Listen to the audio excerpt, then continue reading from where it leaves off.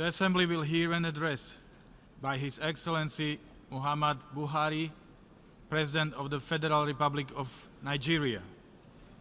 I request protocol to escort His Excellency.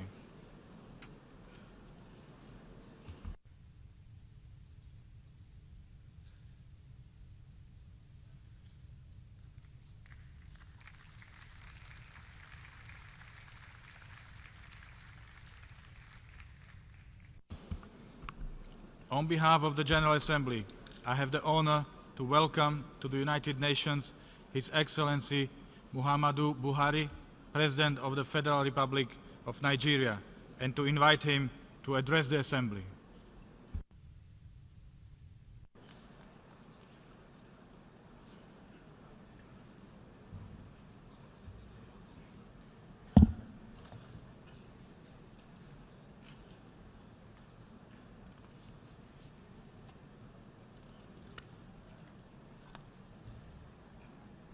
Mr. President, fellow heads of state and government, Mr. Secretary General, distinguished delegates, ladies and gentlemen, on behalf of my country, Nigeria, I congratulate you, Mr. President, on your election, and Mr. Guterres on his first General Assembly outing as our Secretary General. I assure you both of my country's solidarity and cooperation. You will indeed need the cooperation of all member states as we are meeting during extraordinary, troubled, and dangerous times. Let me also thank former Secretary General Mr. Ban Ki-moon for his service to the United Nations and wish him peaceful retirement. Mr. President, the previous year has witnessed many far-reaching developments. Some of the most significant events include the Iran nuclear deal, the Paris Climate Change Agreement, and of grave concern, the North Korean nuclear crisis.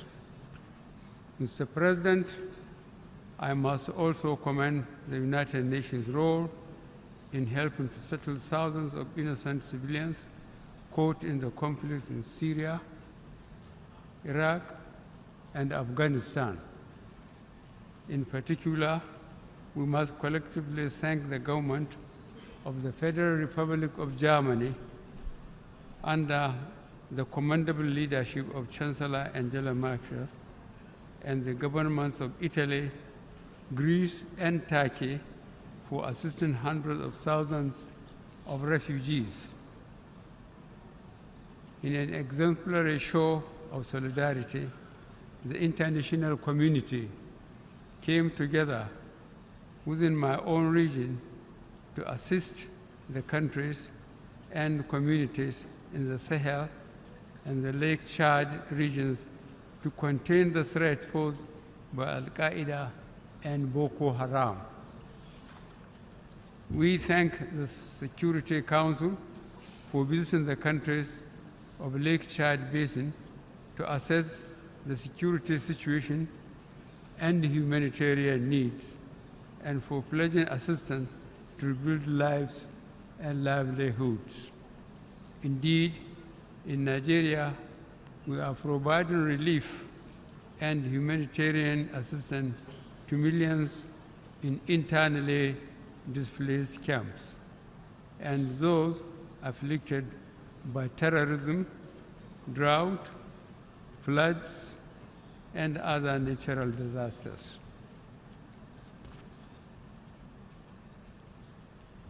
In the last year, the international community came together to focus on the need for gender equality, youth empowerment, social inclusion, and the promotion of education, creativity, and innovation.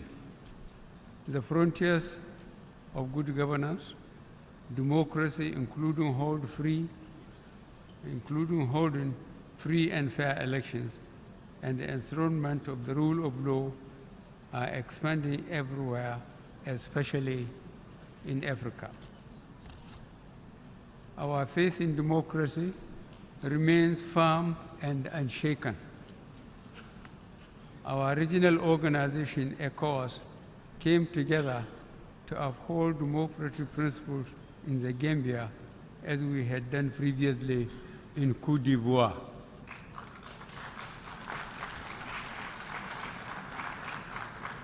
Through our individual national efforts, state institutions are being strengthened to promote accountability and to combat corruption and asset recovery. These can only be achieved through the international community cooperating and providing critical assistance and material support. We shall also cooperate in addressing the growing transnational crimes such as forced labor, modern-day slavery, human trafficking, and cyber crime. Mr. President, these cooperative efforts should be sustained. We must collectively devise strategies and mobilize the required responses to stop fleeing ISIS fighters from mutating and infiltrating into the Sahel and the Lake Chad Basin, where there are insufficient resources and the response capacity is weak. This will require strong United Nations cooperation with regional organizations, such as the African Union, in conflict prevention and management.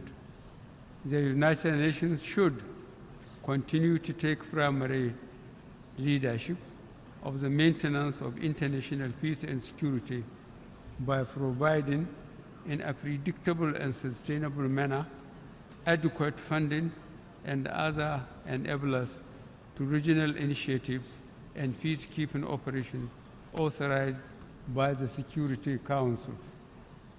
Mr. President, new conflicts should not make us lose focus on ongoing unresolved old conflicts. For example, several United Nations Security Council resolutions from 1967 on the Middle East crisis remain unimplemented. Meanwhile, the suffering of the Palestinian people and the blockade of Gaza continue. Additionally, we are now confronted by the desperate human rights and humanitarian situation in Yemen, and most tragically, in the Rakhine state of Yemen. The Yemen crisis is very reminiscent of what happened in Bosnia in 1995 and in Rwanda in 1994. The international community cannot remain silent and not condemn the horrendous suffering caused by what, from all indications, is a state-backed program of brutal depopulation of the Rohingya inhabited areas in Myanmar on the basis of ethnicity and religion.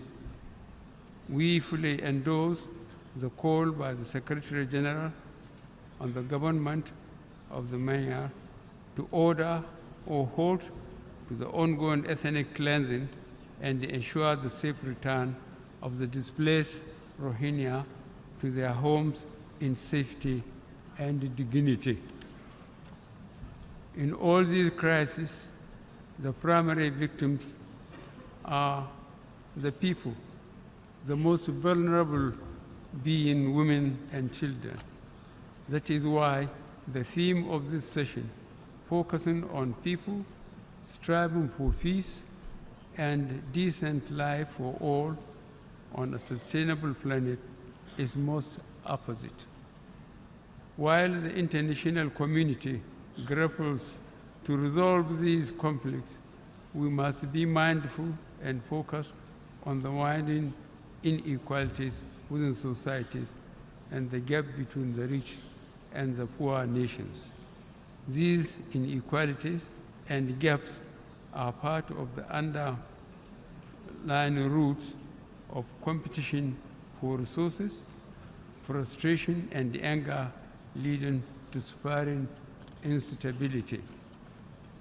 The most pressing threat to international peace and security today is the accelerated nuclear weapons development program by North Korea.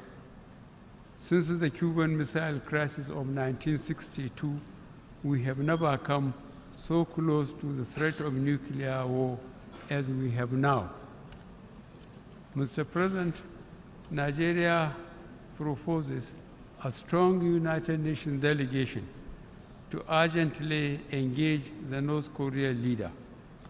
The delegation, led by the Security Council, should include members from all the regions. The crisis in the Korean Peninsula underscores the urgency for all member states, guided by the spirit of enthroning a safer and more peaceful world, to ratify without delay the treaty prohibiting nuclear weapons, which will be open for signature here tomorrow. Mr. President, I end my remarks by reiterating Nigeria's abiding commitment to the foundational principles and goals of the United Nations. Since our admission as a member state in 1960, we have always participated in all efforts to bring about global peace, security, and development. Nigeria will continue to support the United Nations in all its efforts, including the attainment of the 2030 Agenda for Sustainable Development. I thank you.